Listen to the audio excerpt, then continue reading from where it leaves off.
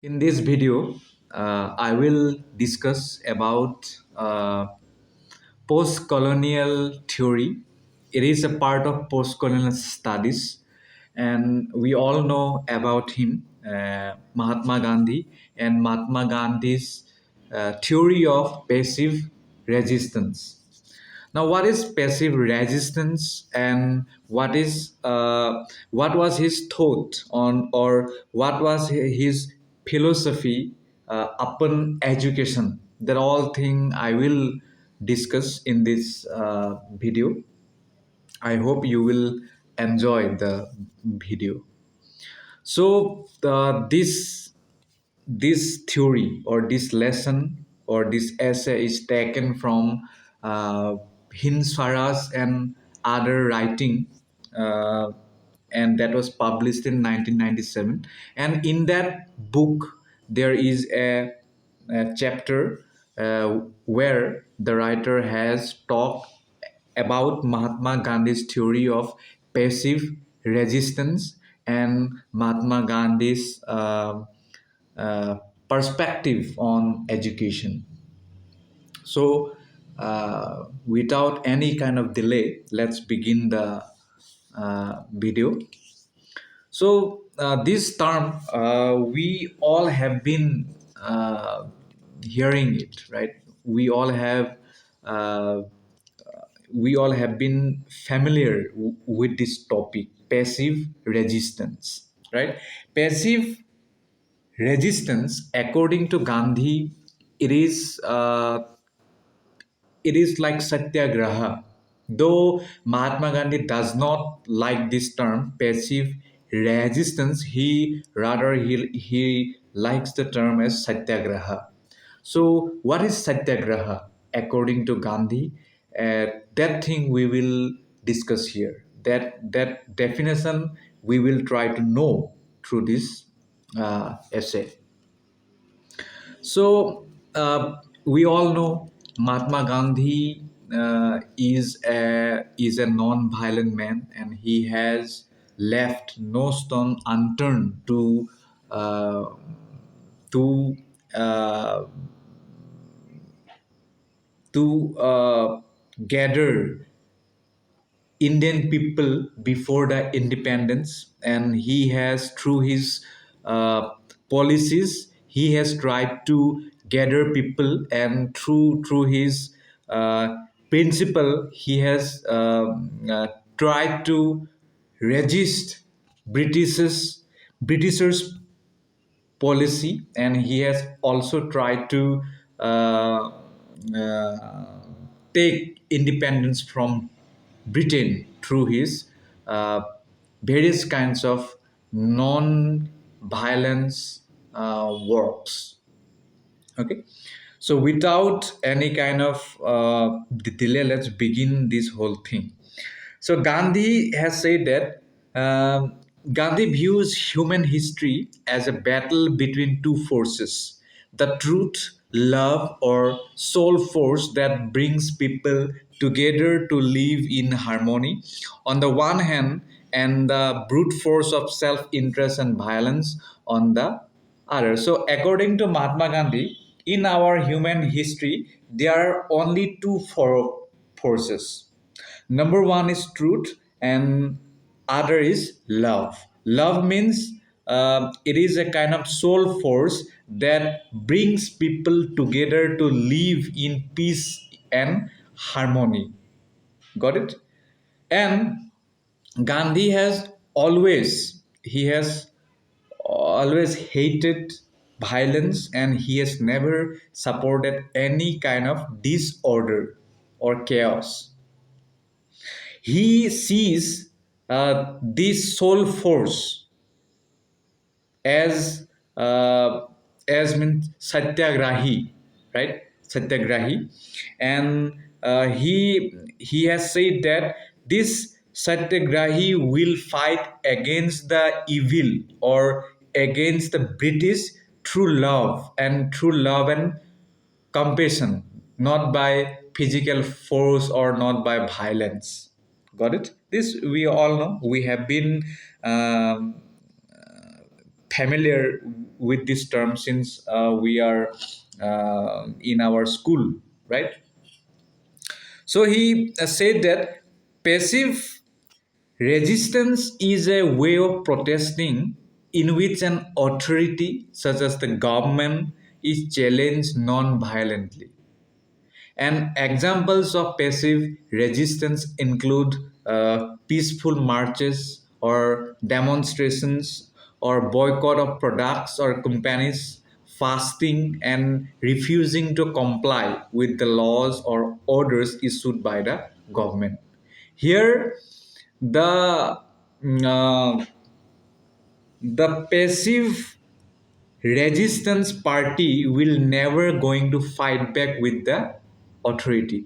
Rather, they will peacefully try to uh, turn down their offer through various kinds of acts. Got it? And Gandhi has said that passive resistance, it was an idea to organize the people to protest against injustice, but without using any kind of violence in any form, even in thought, words, or action. So when you are practicing passive resistance, at that time you will not be able to use any kind of violence even in your thought, words, or action. That will be the true passive resistance according to Mahatma Gandhi. Okay, for example, you are practicing passive resistance, but internally you are feeling uh, very disorder. You are feeling very means chaos, and you are feeling very violence things are going on inside your mind. Then that phase or that thing will not be passive resistance according to Gandhi. So Mahatma Gandhi has said that passive resistance is to fight against something evil, but never hurting the opponent. You are fighting with your opponent, but you are not hurting the opponent, both physically and mentally. Then only that thing will be called passive resistance according to Gandhi. Got it? I hope your concept is clear now. And passive resistance is an imprecise translation of satyagraha, which really refers to the power that comes from holding on to the truth. So, is anything but passive. So, Gandhi has said that passive resistance is not completely true. It is not a complete translation of satyagraha. Okay. According to him, satyagraha is completely different thing. It is not even similar to passive resistance. In theory, it sounds simple to follow morality while rejecting unjust laws. In practice, however, this means actively disobeying the government based on moral principles and often putting oneself in harm's way. Like the home or owner who invites a robber into their home, passive resistors refuse to give up their own commitment to morality just because others have done so. This can be an effective way of declaring a government illegitimate and forcing it to change. Got it? This thing you can knock it out here. Nothing is there to explain, so I will not explain. I. It is in a very simple word, so I hope you have understood it. So there are many more things are there. You can take a screenshot or you can search this on Google. Then you will get. So you don't have to worry. Here, Mahatma Gandhi has said that actually some people think that passive resistance is for the weak or for the timid people, but the writer has said that it is actually for the stronger people, not for the weaker people, and it is for those who have more power than the physical force. Got it? And it takes more courage to sacrifice oneself for justice than to attack others for self interest. Right? For example, let's take an instance here. If someone is doing injustice upon you, then first thing you can do and you tend to do is to do the same thing to that particular person, like tit for tat. Right? There is a very easy task to do according to Mahatma Gandhi. So Gandhi has said that when someone is doing injustice to you, but still you are not doing the same thing to that particular person, rather you are protesting to that person by peaceful way or by passive resistance, that is a very hard thing to do.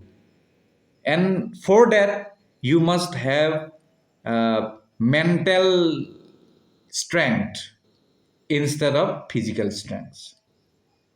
Gandhi has said like that. Got it? And Gandhi has said that passive resistance requires a strength of the mind, not the body.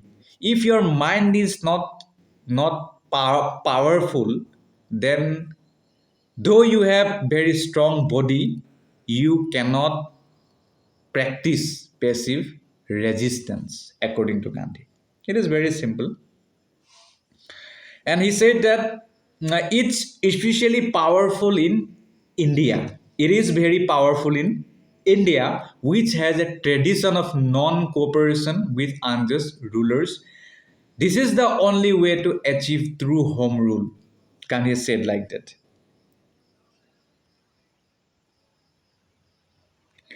And there are many more things Gandhi has said. Gandhi has said that passive registers are the people who must have strength in their bodies, because this also helps them strengthen their minds. He outlines that people must do everything possible to learn passive resistance. Then only they should be chaste and live in voluntary poverty, always seek after the truth and be as fearless as possible. So Kanye said that if you have nothing to lose, then this world is free for you uh, to to achieve everything you can. So now you can be fearless if you are not attached with any kind of feeling, and that can happen only if you are a passive register. Got it? Okay. So he has said that warriors are weak and hateful if they choose violence over peace. One who is free from hatred requires no sword. So Gandhi said that if you are free from hatred, then then why should you have sword? You will never search for sword if you are very peaceful inside, right? If someone is a very violent man, that means that person is not he is not internally satisfied, or he is not internally calm and peaceful. If you are internally calmful, peace, then no one in this world can shake you, according to Gandhi. And if you are passive register, then you must have this internally peaceful quality. Otherwise, you will never achieve this destination. Clear? Let's go on. Okay. We all know Mahatma Gandhi has used passive resistance against Britishers in Africa and in our India too, right? So first, passive resistance of Gandhi, it began as a protest against the Asiatic Registration Bill of 1906, and the bill was part of the attempt to limit the presence of Indians in the Transvaal by confining them to segregated areas and limiting their trading activities. After that, Mahatma Gandhi has uh, done many passive resistance campaign. Like we can take one example, Dandi March, or we can say Salt March, where Mahatma Gandhi has walked a long way with his followers to break the laws of uh, salt by the British, right? Okay, that is done. We have talked about passive resistance according to Gandhi, as he has uh, practiced, as he has uh, advocated. Now, we will talk Mahatma Gandhi's philosophy on education, or his perspective on education as mentioned in the book Hind Swaraj and other writings. So, according to Gandhiji, education is an all round drawing out of the best in child and man, body, mind, spirit. He advocated that literacy should never be the end of education or even the beginning. We all know Mahatma Gandhi was a great thinker. So his thinking about education was too very deep, and that is utterly thought provoking. So Gandhi has said that mere literacy cannot be called education, and it can neither be called as the beginning of education nor the ending of education. Education is actually an all round drawing out of the best in child and man, body, mind, and spirit, according to him. I hope you have comprehend the quote. And Gandhi said that education is a significant issue for the independence movement because it speaks to the kinds of values that Indians want to pass down to future generations. Uh, It is also significant to Gandhi's audience, who were generally well off professionals who could contribute their success to their education. Therefore, Gandhi takes a bold step by calling English education valueless. He wants these readers to see that morality and spiritual awareness are the rightful measure of their success in life, not wealth and status. However, Gandhi does not reject the principle of having a school system. Rather, he thinks that it is far more important to teach children morality than math. So Gandhi, as we all know, he was a uh, very means idealist person. He always wants that there may be some kind of Ram Rajya in India, and all people will be very disciplined, all will be uh, following these disciplinary things in the society. So he has said that instead of teaching children maths, uh, children must be taught morality in the class. That was his belief on education. That was not the only thing. There are more we will talk. And uh, Gandhi has said that when the when this question was asked that whether Indians should learn English or not, then Gandhi's answer was like this, that yes and no, both. Why? Gandhi said that the English language has actually, we all know that, enslaved India, and Indians must write in English to reach a wide audience. And India's governments, newspapers, and courts are all in English language.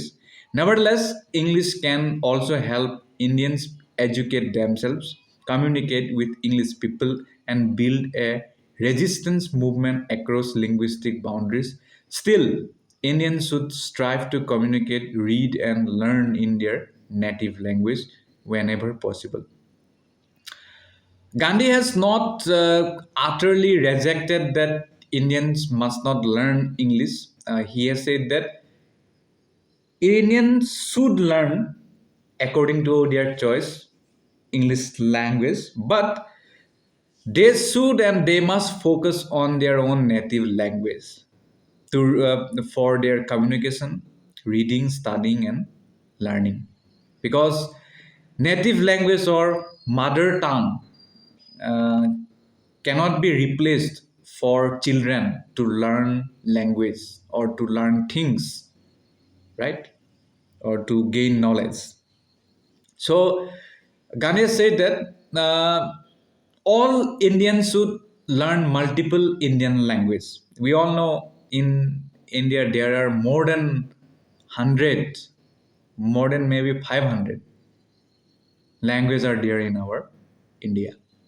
So he has said that that's why Indians should actually become multiple language speakers, polyglot. Polyglot or what it says, I have forgotten. You can search it. And he said that Hindi should be the national language, but it should be, or it should use both the Persian and Nagari scripts. Nowadays, you will not get this kind of language speaking, right? There are in minority groups, and truly ethical teachers should replace the charlatans who currently teach religion. That's it.